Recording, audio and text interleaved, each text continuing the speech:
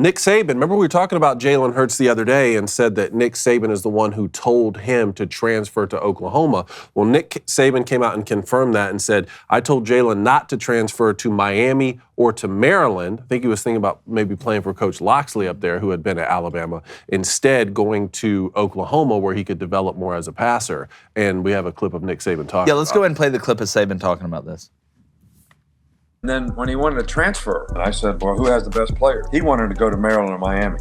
I said, you need to go to Oklahoma. They got the best coach to develop you as a quarterback, and you're going to be around the best players, so that's going to enhance your chances of having success. He did that. He had a great year. I was worried about having to play him in the playoffs, and I can't tell you how proud I am of seeing this guy in the Super Bowl.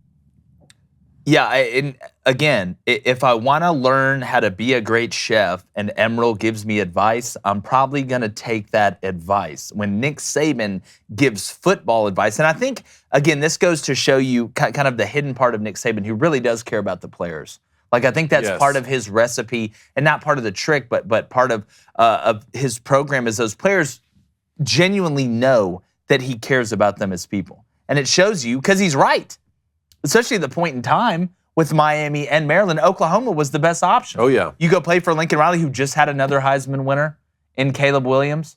I mean, they do have the best players. They have the best roster, and it worked out. It just goes to show you, again, it's amazing what happens when you really care about the players, but Nick Saban is the best at understanding the circumstance in the college football realm and putting not only himself most of the time, not only his team and his program, but guys who may be leaving the program, or coaches that worked under him that are going to other programs, putting them in the best position because he knows. That's why it was so wild for me to see Oklahoma fans who came out a couple weeks ago saying, oh, Alabama just threw Jalen Hurts out. They benched him and threw him out and made him transfer and forced him out, and he came to Oklahoma, and that's why, he's a star today. It's like, man, the relationship between Nick Saban and Jalen Hurts is one few people are ever going to understand. For sure. And again, that's relationship. That's part of it, and that's the stuff that lasts, and that's the stuff that, when Jalen Hurts is in the NFL and he's talking to a recruit, or maybe he has somebody that's related to him that's a high-level prospect, even though he didn't finish his career at Alabama, if that kid's considering Bama, or he may go to that kid and say, you need to consider Bama because even when I wasn't going to be a part of the team, their coach and staff tried to put me in the best situation possible, which means they really care about me. Most of the time in recruiting, obviously NIL's huge.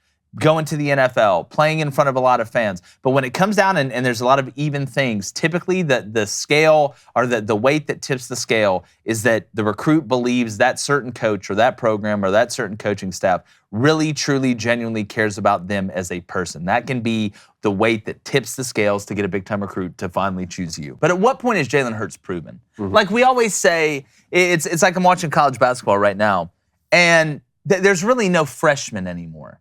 Like, if you've been playing a lot as a freshman, you know the deal now. You're basically a veteran this far into the season. How far into an NFL career, or at what point does somebody become proven? Because I think Jalen Hurts may not win the MVP, but he's in the MVP race. At this point, I think we know who Jalen Hurts is. Well, it depends on what the metrics is. Yeah, if the metric is winning Super Bowls, then he has to at least win one. That's true. Patrick Mahomes has won one. Andy Reid's won one. Nick Sirianni and Jalen Hurts haven't won one, but not to say that, hey, in a week's time, that could be very different. Hey, YouTube, appreciate you guys checking us out. Make sure you subscribe, turn that notification bell on, and hit that like button. We pump out content all the time, including on the weekends, every sport, professional, amateur, and obviously the Booster Club, the greatest grassroots movement since Miracle-Gro. Think about that, and it'll make sense.